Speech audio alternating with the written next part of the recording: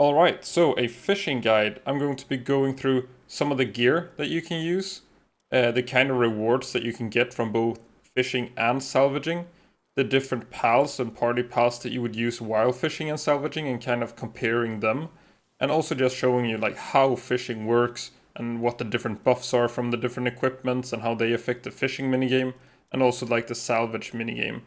So let's just jump straight into it with showing the fishing game itself. Just gonna slip into some proper fishing gear. Alright, so before we actually start fishing, there's a couple of things to go through with the individual fishing pools. So this is a beginner fisher spot. So each individual fishing pool can roll different kinds of fish shadows. These fish shadows contain different kinds of fish, and those fish roll for different kinds of items. So there are several steps of RNG to decide like what you're gonna get from a pool. And then as mentioned, this is a beginner fishing spot. There are the common beginner fisher spots with 15 minutes respawn timer. But then there are also rare fishing spots. So let's fly over here and show the rare fishing spot. So this is still a beginner fishing pool, but it's one of the better pools. So there are a couple of better fishing pools spread around. You'll have to look up an interactive map like PalDB has some. So the more rare fishing pools will contain better chance for getting these purple glow fish. You have the green glow, which is just a rainbow passive. You have purple glow, which is an alpha pal. And then you have purple with a beam, which is an alpha pal with lunker with a very high chance of having a rainbow passive as well. Sort of like the green sparkly thing. And then as mentioned, since these rare pools have 60-minute respawn timer, it can be like, normally you would fly from rare pool to rare pool to rare pool, but what you can actually do is just reset the spawn if you don't finish all the fish. So here you would fish up these two, and then you would fly away and go back again.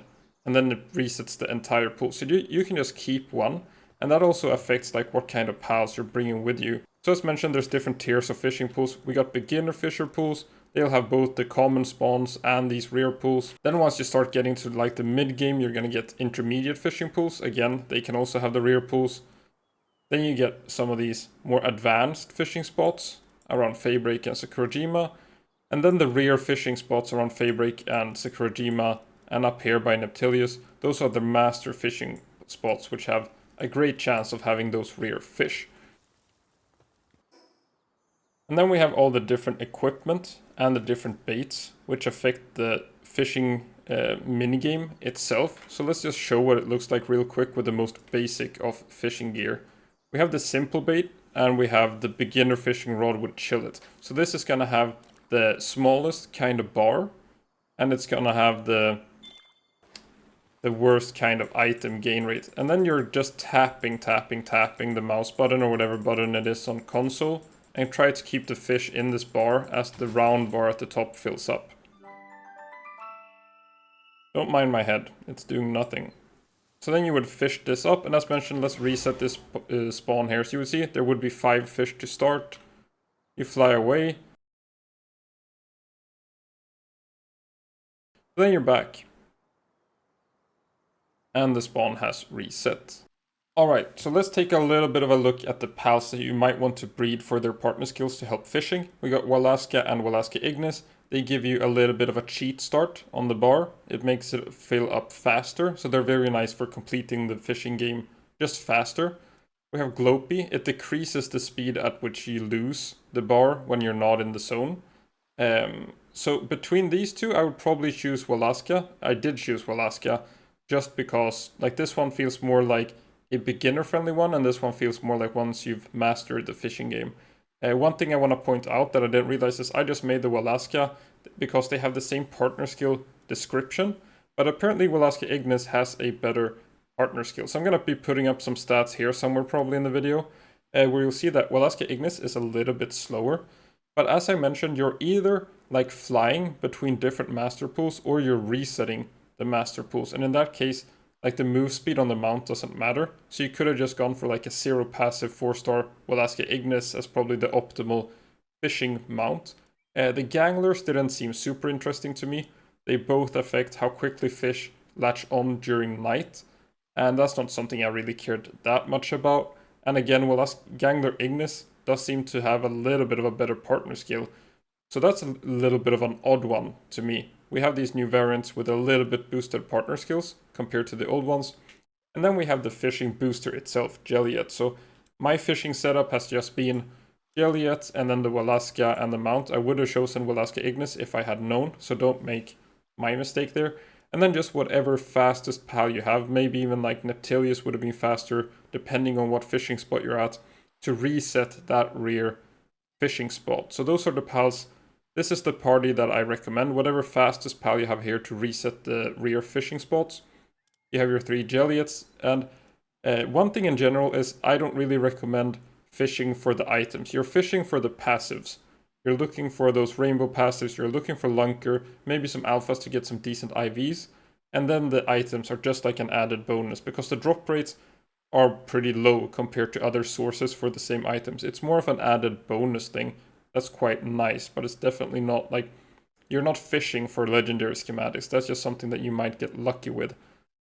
Alright, and then we have the salvaging pal. So for salvaging, you just in general want a very fast water mount and 4 Gelroys, because they give you this thing again where you have an increased chance of rolling for an item. So it's the same thing again here, not doubling items, not increasing the chance of getting a legendary. I mean, it does increase the chance because you are rolling for a second item again. But it's very nice for just getting a lot of Coralimore. So same thing with the fishing game. The main goal here is just to get that Coralimore, and then everything else is just an added bonus, because like most of those other items you will get more easily from other sources. It could be nice to get those like +0, +1, and +2 whistles. And you do get some like dog coins and stuff like that, but in general those are just added bonuses. You're really just after the Coralimore. So with this like maxed setup of Neptilius and 4 Gelroys, you're probably looking at something like 4,000 Coralimore an hour.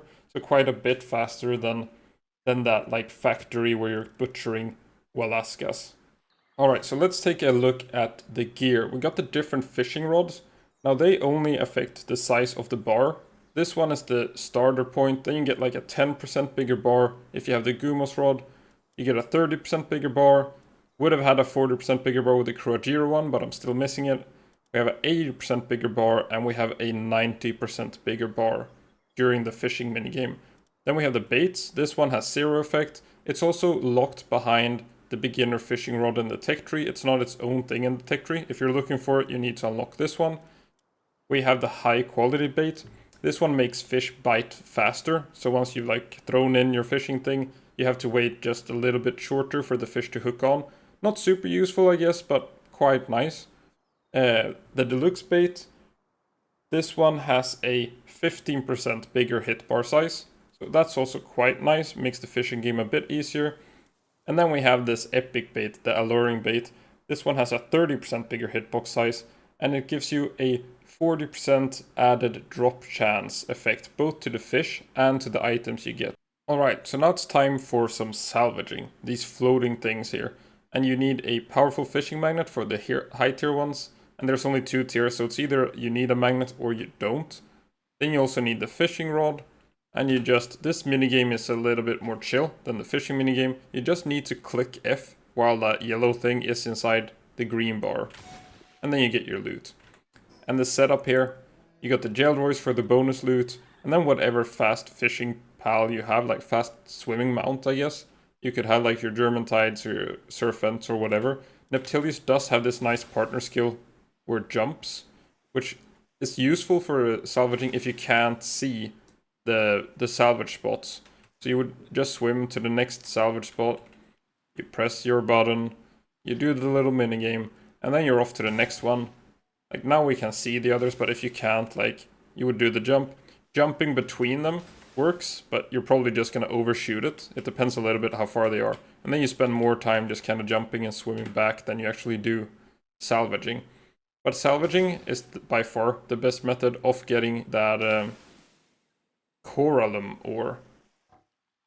So the Coralum ore, you're probably going to get like 2,000 in like 30 minutes-ish. Depends a little bit on how fast your mount is and how serious you're taking it. You can just chill around and get a lot of salvaging done, especially with this Gelroy stuff. And then you do get some of these bonus items. They're just nice. But okay, so just to give like a brief overview of everything in this video, just with the setups that I recommend something like this for the fishing itself. Just any sort of maxed out Walaska Ignis, doesn't matter what passives it has, you're just using it for the partner skill, and then resetting with your fastest flying or swimming pal to just move out of render distance and back again when you're at those rear pools. And then for the salvaging, probably this party, just the fastest swimming pal you have, and those Gelroys for the partner skill boost. And then in general, you're only fishing for those rainbow passives and maybe some alphas for the IVs, and then you're salvaging for the Corallum and maybe some of those whistles and bells that are nice to have. But everything else on top of that is just a bonus, because a lot of the loot in Tides of Terraria is kind of shared. There are better methods of getting schematics, there are better methods for getting like the applied workbooks and stuff like that. So in general, it's just fishing for passives and salvaging for Corallum ore. So that's it for this fishing guide. Hopefully it helps you a little bit at least, and thanks for watching.